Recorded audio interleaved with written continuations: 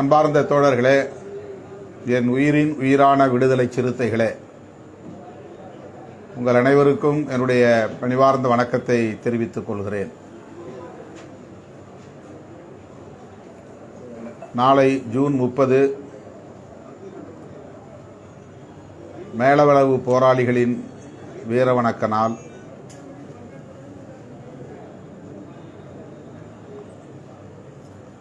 மேலவளவில் நிறுவப்பட்டிருக்கிற விடுதலைக்களம் என்னும் நினைவிடத்தில் மலர் தூவி வீரவணக்கம் செலுத்த ஏற்பாடுகள் நடந்து வருகின்றன. 12 மணியிலிருந்து 2 மணி வரையில் நமக்கு காவல்துறை அனுமதி அளித்துள்ளது. முடிந்த வரையில் தவிர்க்க வேண்டும். மகிழுந்து போன்ற 4 சக்கர வண்டிகளில் இயக்கத்தின் முன்னோடிகள் பயணம் செய்ய வேண்டும் என்று கேட்டுக்கொள்கிறேன். அந்த மாவீரர்களுக்கு வீரவணக்கம் செலுத்திவிட்டு மேடைக்கு வருவதற்குள் பெரும் பாடாகி விடுகிறது. நாளுக்கு நாள் நம்மிடையே கட்டுப்பாடு வலுப்பெற வேண்டும். ஒழுங்கு மேன்மையுற வேண்டும். முதிர்ச்சி வெளிப்பட வேண்டும். ஆகவே முன்னணி தோழர்கள் அவரவர் பகுதிகளிலிருந்து அழைத்து வரக்கூடிய பொதுமக்களின் போக்குவரத்துக்கு இடையூறு செய்யக்கூடிய வகையில் தோழர்களின் பயணம் அமையக்கூடாது. இடதுபுறமாகவே வர வேண்டும். ஒன்றன் பின் ஒன்றாக வர வேண்டும். பொறுமையாக வர வேண்டும். கட்டுப்பாடோடு வர வேண்டும். தேவையற்ற முழக்கங்களை எழுப்பாமல் வர வேண்டும். நினைவிடத்தில் வந்து முழக்கம் எழுப்பினால் போதும்.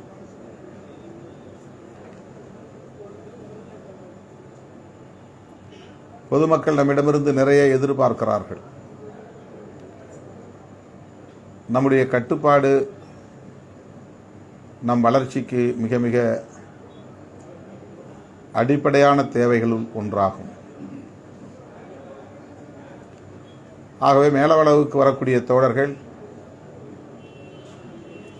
பாதுகாப்பாக வர வேண்டும். கட்டுப்பாடாக வர வேண்டும். வரும் வழிகளில் கடைக்கண்ணிகளிலே நிறுத்துகிறேன் என்ற பெயரில் ஆங்காங்கே தோழர்கள் கும்பலாக இறங்கி நிற்பது, தேநீர் அருந்துவது, உணவு சாப்பிடுவது என்கிற காரணங்களை முன்வைத்து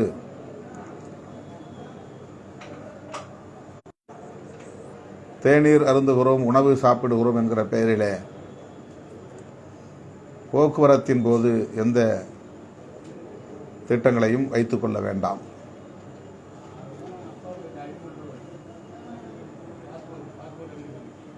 இந்த நிகழ்ச்சி சிறப்பாக நடந்தேற வேண்டும். வெற்றிகரமாக நடந்தேற வேண்டும்.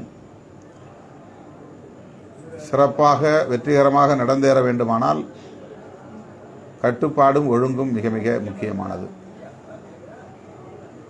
நான் சரியாக 12 மணிக்கு மேலவளவு வீரவணக்க நினைவிடத்திலே விடுதலை களத்திலே இருப்பேன்.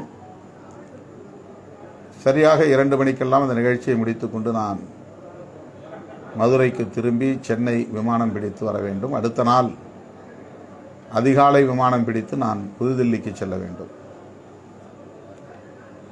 மதுரைக்கு வருகிறேன் என்றவுடன் ஆங்காங்கே தோழர்கள் தம் விருப்பம் போல் ஆளுக்கு ஒரு நிகழ்ச்சியை ஏற்பாடு செய்யக்கூடாது. அப்படி செய்தாலும் என்னால் அதிலே பங்கேற்க முடியாது.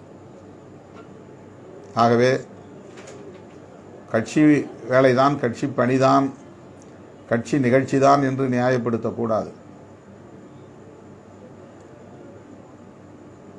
அதிலும் ஒரு ஒழுங்கு தேவை. தலைமையின் ஒப்புதல் தேவை. கட்சி நிகழ்ச்சியாக இருந்தாலும் கூட முறைப்படி கட்சி தலைமையின் ஒப்புதலின் அடிப்படையில் அவற்றையெல்லாம் ஒருங்கிணைக்க வேண்டும். மதுரைக்கு வருகிறோம் என்றவுடன் அங்கே போக வேண்டும், இங்கே போக வேண்டும் என்று ஆளுக்கு ஒரு நிகழ்ச்சியை ஏற்பாடு செய்வதை தவிர்க்க வேண்டும். மாலை விமானம் பிடித்து 4 மணி அளவில் விமானம் பிடித்து நான் சென்னை திரும்ப வேண்டும். அன்று இரவே நான் புதுதில்லிக்கு திரும்பலாம் என்ற திட்டத்தோடும் இருக்கிறேன். ஆகவே தோழர்கள், மதுரையை சுற்றியுள்ள தோழர்கள், ஆளுக்கொரு நிகழ்ச்சி என்கிற ஏற்பாடுகளை தவிர்த்து விட வேண்டும். மேலவளவு நினைவிடத்தில் வீரவணக்கம் செலுத்துவது மட்டுமே முதன்மையான நிகழ்ச்சி. நேரத்தை பொறுத்து வழியிலே திரும்புகிற போது ஏதேனும் கொடியேற்று விழா, படத்திறப்பு விழா நிகழ்ச்சிகள் இருந்தால் அதில் பங்கேற்க இயலும். அங்குமிங்கும் போகிற வழிதான் என்று இழுத்தடிக்க வேண்டாம் என்று மீண்டும் ஒரு முறை நான் அழுத்தமாக சொல்லிக்கொள்ள விரும்புகிறேன். மேலவளவு முருகேசன் உள்ளிட்ட அந்த 7 பேருடைய நினைவிடம் என்றாலும் கூட அந்த விடுதலை களம் என்கிற நினைவிடத்தில்தான் நாம் சென்னகரம்பட்டி அம்மாசி வேலு, உலகப்பிச்சன்பட்டி சந்திரன், கத்தப்பட்டி மலைச்சாமி, வஞ்சிநகரம் கந்தன் மற்றும் முடக்காத்தான் பாண்டியன் ஆகிய தோழர்களின் நினைவை போற்றி அவர்களுக்கும் வீரவணக்கம் செலுத்துகிற நிகழ்வாகத்தான் இந்த நிகழ்வை நாம் ஆண்டுதோறும் ஒருங்கிணைக்கிறோம்.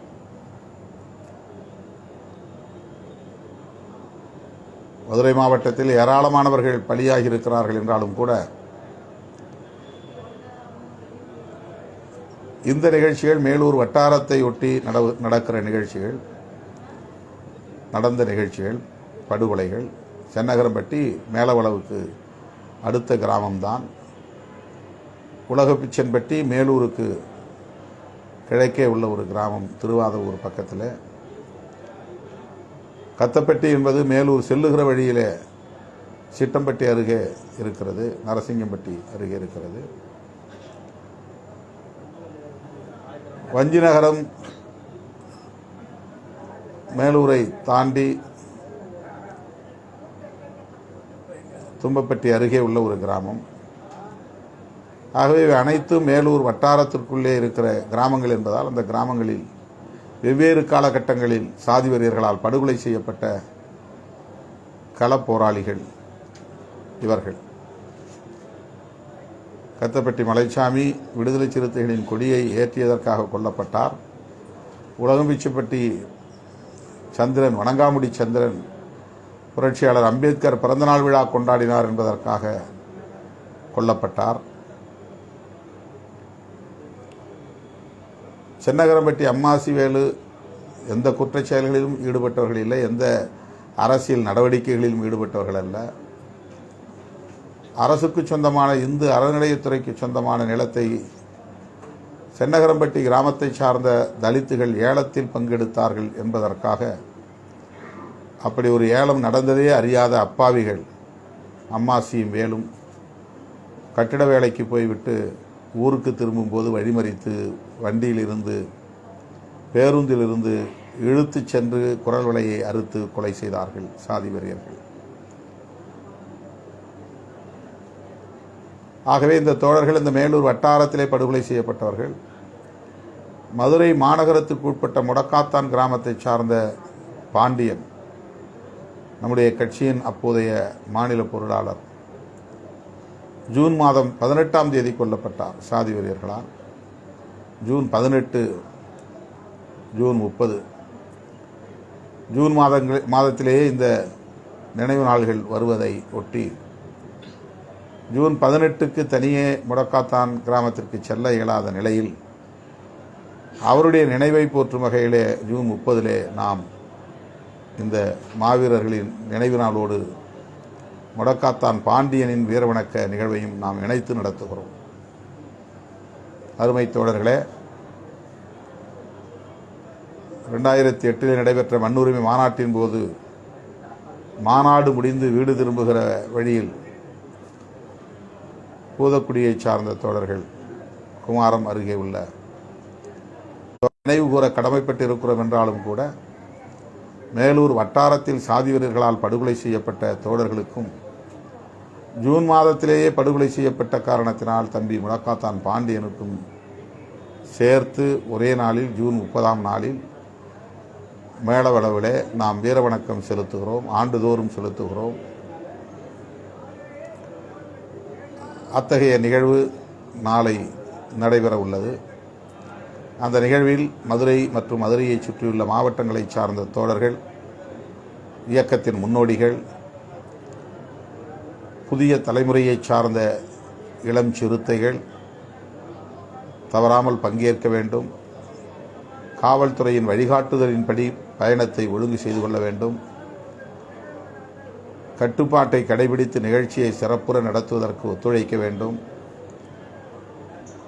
ஆகவே என் உயிரின் உயிரான விடுதலை சிறுத்தைகளே, தவறாமல் அந்த நிகழ்ச்சியில் பங்கேற்க வேண்டும் என அழைப்பு விடுப்பதோடு கட்டுப்பாடாகவும் வெற்றிகரமாகவும் அந்த நிகழ்ச்சியை நடத்துவதற்கு முழுமையான ஒத்துழைப்பை நல்க வேண்டும் எனவும் கேட்டுக்கொள்கிறேன். அண்மையிலே நாம் நடத்திய மாபெரும் ஆர்ப்பாட்டம் கள்ளக்குறிச்சி நச்சு சாராய சாவுகளை கண்டிக்கிற வகையிலே நடத்திய ஆர்ப்பாட்டம் முழு மதுவிலக்கை வலியுறுத்துகிற ஆர்ப்பாட்டமாகும். அந்த கோரிக்கையை மறுபடியும் வலியுறுத்தக்கூடிய வகையிலே மீண்டும் மீண்டும் வெகு மக்களிடத்திலே விழிப்புணர்வை ஏற்படுத்தக்கூடிய வகையில் வருகிற செப்டம்பர் 17 பெரியார் பிறந்த நாளில் மது ஒழிப்பு மகளிர் மாநாடாக நடத்த திட்டமிட்டிருக்கிறோம். மகளிர் பல லட்சம் பேர் பங்கேற்கிற ஒரு மாபெரும் மாநாடாக அந்த மாநாட்டை ஒருங்கிணைக்க திட்டமிட்டுள்ளோம்.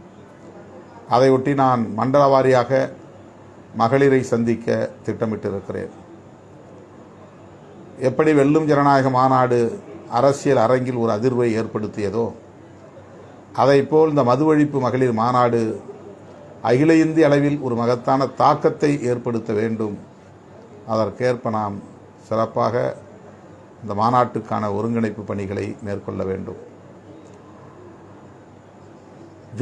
ஜூலை 3ஆம் தேதி வரையில் நாடாளுமன்றம் நடைபெற இருக்கிறது. பிறகு ஜூலை 22ஆம் தேதி அடுத்த கூட்டத்தொடர் தொடங்க உள்ளது. இதற்கிடையிலே நான் மாவட்ட செயலாளர்கள் மற்றும் மாநில பொறுப்பாளர்களின் கலந்தாய்வு கூட்டத்தையும் நடத்த எண்ணியிருக்கிறேன். ஜூலை 4ஆம் தேதியும் 5ஆம் தேதியும் விக்கிரவாண்டியிலே நடைபெற உள்ள தேர்தல் பரப்புரை நிகழ்ச்சிகளில் நான் பங்கேற்கிறேன். 6, 7 ஆகிய நாட்களில் நான் பெரம்பலூர், திருச்சி, புதுக்கோட்டை அந்த பகுதிகளில் ஒரு சில நிகழ்ச்சிகளில் பங்கேற்க ஒப்புதல் அளித்திருக்கிறேன். ஆகவே 10ஆம் தேதிக்கு மேல் 22ஆம் தேதிக்குள் அந்த இடைப்பட்ட நாட்களில் ஏதேனும் ஒரு நாளில் மாவட்ட செயலாளர்கள் கலந்தாய்வு கூட்டம், மாநில பொறுப்பாளர்களின் கலந்தாய்வு கூட்டம் நடைபெறும். தேதி பின்னர் அறிவிக்கப்படும். அந்த கலந்தாய்வு கூட்டத்திலே நாம் கட்சியின் மறுசீரமைப்பு நடவடிக்கையின் அடுத்த கட்ட நகர்வுகள் குறித்து பேச இருக்கிறோம். மது ஒழிப்பு மகளிர் மாநாடு குறித்தும் பேச இருக்கிறோம். ஆகவே அதற்கு நாம் தயாராவோம் என்பதை இந்த நேரத்திலே சொல்லி, 3வது முறையாக நாடாளுமன்ற உறுப்பினர்களாக நாம் தேர்ந்தெடுக்கப்பட்டிருக்கிற நிலையில் கட்சி அங்கீகாரம் பெறக்கூடிய தகுதியை எட்டியிருக்கிற சூழலில் இந்த முறை ஏராளமான தோழர்கள் பதவியேற்பு நிகழ்ச்சியிலே பங்கேற்பதற்கு புதுதில்லிக்கு வந்தார்கள். ஆனால் யாருக்கும் உள்ளே செல்வதற்கான அனுமதி கிடைக்கவில்லை. அவர்கள் அனைவருமே ஏமாற்றத்துடன் திரும்பும் நிலை ஏற்பட்டுவிட்டது. என்றாலும் கூட வந்தவர்கள் ஒரு ஆர்ப்பாட்டத்திலும் பங்கேற்றார்கள் என்பது சிறப்புக்குரியது. பங்கேற்று கைதாகி மாலை விடுவிக்கப்பட்டார்கள் என்பதும் வரலாற்று முக்கியத்துவம் வாய்ந்த ஒரு நிகழ்வாகும். புதுதில்லிக்கு வருகை தந்து பதவியேற்பு நிகழ்வில் பங்கேற்க இயலாவிட்டாலும் ஊக்கமளித்த தோழர்களுக்கு எனது பாராட்டுதல்களையும் நன்றியையும் உரித்தாக்குகிறேன். தேர்தல் ஆணையத்திடம் முறைப்படி நாம் எழுதி நமக்கான சின்னத்தை பெற இருக்கிறோம். அந்த நாளில் நம்முடைய அங்கீகார திருவிழா நிகழ்வை வெற்றிகரமாக நடத்துவதற்கு உரிய அறிவிப்பு வெளியிடப்படும். விடுதலை சிறுத்தைகள் கட்சிக்கான அங்கீகாரத்தை ஒரு அங்கீகார பெருவிழாவாக திருவிழாவாக நாம் ஏதேனும் ஓரிரு இடங்களில் நடத்தவும் திட்டமிட்டிருக்கிறோம். அந்த அறிவிப்பு பின்னர் வெளியாகும் என்பதை இந்த நேரத்தில் நான் தெரிவித்துக்கொண்டு, மேலவளவு போராளிகளுக்கு வீரவணக்கம் செலுத்த இயக்கத்தின் முன்னோடிகள் தவறாமல் வருகை தர வேண்டும்.